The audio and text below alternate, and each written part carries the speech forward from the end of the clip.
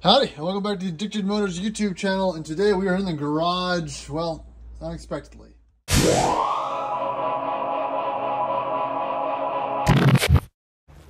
So, I was pulling back in from the cabin the other night in the Powerstroke F250 that I just had fixed, and oil change, transmission change, fluid, filter, rear diff, 100%, this thing's running, driving great. Pull back into my driveway here, pop, steering gets tight. Well, great. I either blew a tie rod out or the power steering just went. And I always tell people, never go full lock in an old car. I went full lock. I didn't follow my advice, and I blew a power steering line. Luckily, it's just a high-pressure hose, and I don't usually do things that involve making a mess in the driveway, sometimes. But this one I'm going to do because it's just two connections.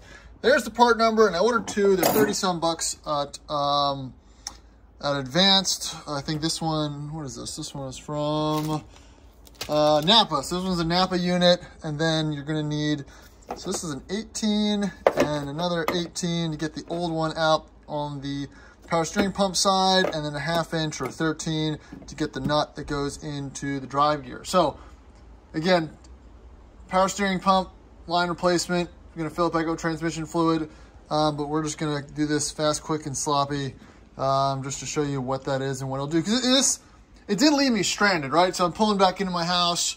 The pump wasn't making any whiny noises. I was able to muscle it back in. I don't think it did any damage. So that's good. It's better than the Hydro Boost or something from the Chevy side of things. All right, so let's see what we're messing with. So see this hose fitting?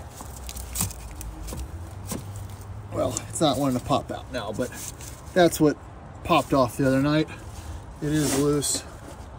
I just have to pull on it some more. Oh, yeah, that's what blew out. High pressure hose line, and then that connects to that little guy right there. So we're gonna go ahead and get that, sorry, that one, the farther back one, it's kind of hard to see in the light. We're gonna get this all disconnected, or attempt to, and carry on. All right, so here's the view from underneath. Here's the other line, so that is undone. And we'll just pull this turd right out. Good time. All right, so that's out. You know, like I said, that looks original. I don't know if this was out of the original motor or the new motor that I had installed, so not mad about that. Cheap part, fairly easy replacement so far. And it's always good when something old fails and not the worst scenario. Also have bigger tires and whatnot, so I'm sure there's a little bit more strain on the system. All right, so I got the thread started on the front, on the top. I'm gonna do it down there on the bottom. It just takes a little finagling to kind of get in the right position because it kind of sits down below the pump. And it just kind of rests there. All right, so we got all that all tightened in. I use this little attachment here. I'm mostly twisted on by hand and tighten up the rest of the way. This one, all right, Napa run complete. Got the Type F ATF for the power steering fluid.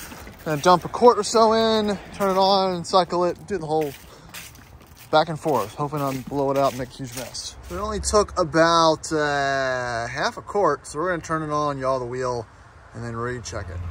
All right, so once it's on, turn the wheel back and forth, let that fluid circulate, check for leaks.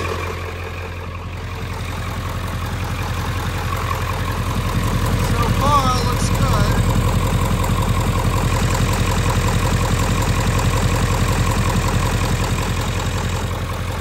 Not bad. I want to check the fluid level again. All right, everything seems good.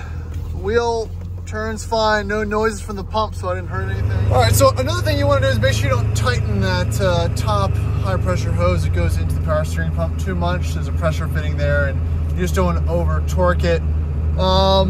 But yeah, that wasn't too bad. I'm going to carry a second one of these with me from now on in case you know, something like this happens again. I doubt it will, because the hose blew out of the fitting.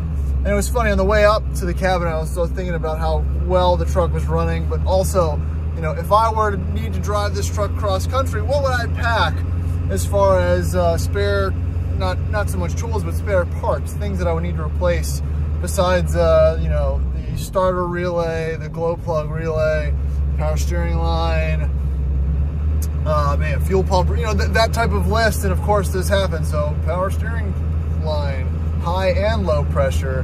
Haven't replaced the low pressure line. That'll probably be next. So yeah, I think I'm good. Thanks for watching this video. Again, just a quick how-to. And we'll catch you on the next time. Hopefully when this thing breaks again, because that's when I make videos. Yay, old cars never go full lock. See you next time.